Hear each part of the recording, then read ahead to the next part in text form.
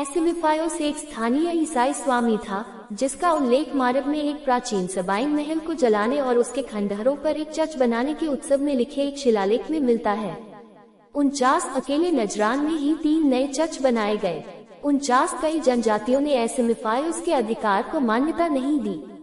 एसिमिफायोस को 531 में अब्राहा नामक एक योद्धा ने विस्थापित कर दिया, जिसने यमन छोड़ने से इनकार कर दिया और खुद को हिमयार का स्वतंत्र राजा घोषित कर दिया।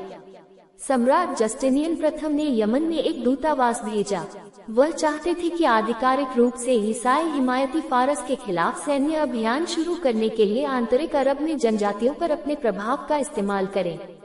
जस्टिनियन प्रथम ने मध्य और उत्तरी अरब में किंदा और भासन के अरब शेखों को राजा की गरिमा प्रदान की। 50 शुरू से ही रोमन और बीजांटिन यजीद बिन कबशात नामक एक किंदाइट राजकुमार ने अब्राहा और उसके अरब ईसाई सहयोगियों के खिलाफ विद्रोह किया।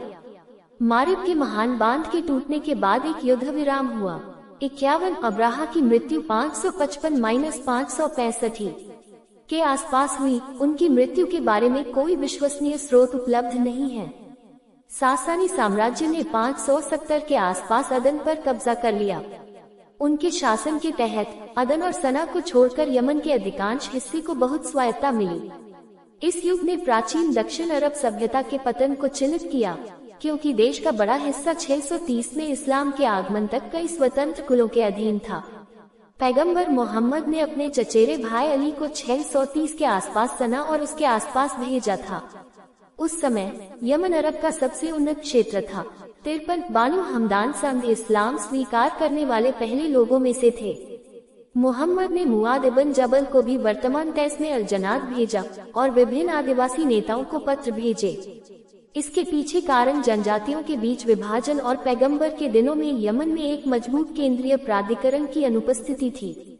चावल हिमयार सहित प्रमुख जनजातियों ने 630-631 के आसपास प्रतिनिधिमंडल के वर्ष के दौरान मदीना में प्रतिनिधिमंडल भेजे।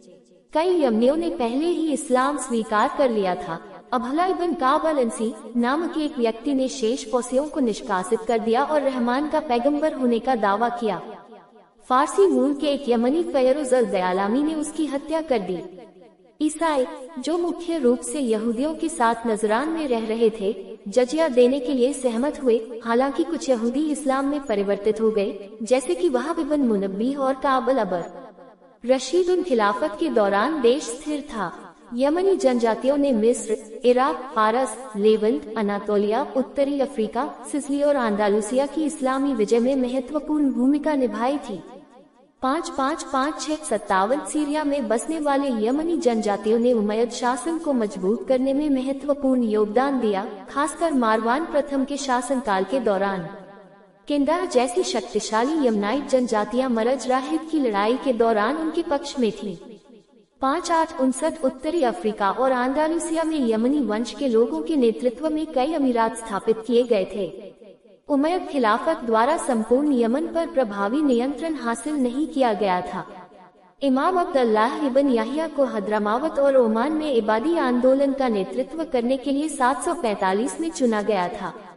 उन्होंने सना से उमय्यद गवर्नर को निष्कासित कर दिया और 746 में मक्का और मदीना पर कब्जा कर लिया।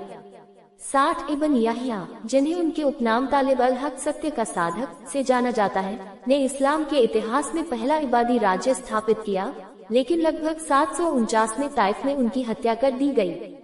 मुहम्मद इब्न जियाद ने 818 के आसपास तिहामा में जियादी राजवंश की स्थापना की।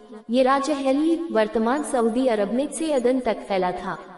उन्होंने नामात्र के लिए अब्बासिद खिलाफत को मान्यता दी, लेकिन वास्तव में वे अपनी राजधानी ज़ाबिद से स्वतंत्र रूप से शासन कर रहे थे। 61 इस राजवंश का इतिहास स्पष्ट है। उन्होंने कभी भी हाईलैंड्स और हद्रामौत पर नियंत्रण नहीं किया और लाल सागर की सीमा पर यमन तिहामा की एक तटीय पट्टी से अधिक पर नियंत्रण नहीं किया। 62 यूफ्रेट्स नामक एक हिमायती कबीले ने सादा से ताइस तक के हाईलैंड्स पर अपना शासन स्थापित किया, जबकि हद्रामौत एक इबादी गढ़ था और इसने बगदाद में अब्बासिद्स के प्रति सभी निष्ठा को अस्वीकार कर दिया।